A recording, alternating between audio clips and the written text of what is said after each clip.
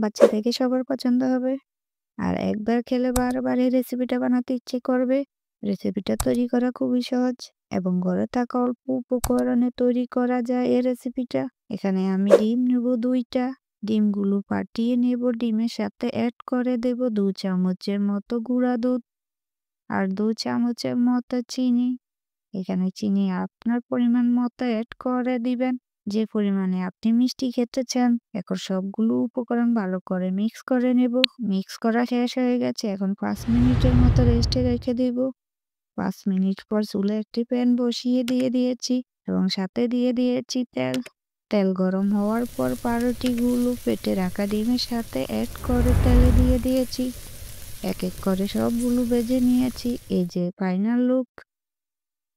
আমার ভিডিওগুলো ভালো লাগলে লাইক, কমেন্ট, শেয়ার করবেন। আর চ্যানেলটি সাবস্ক্রাইব অথবা ফলো দিতে ভুলবেন না। ধন্যবাদ সবাইকে।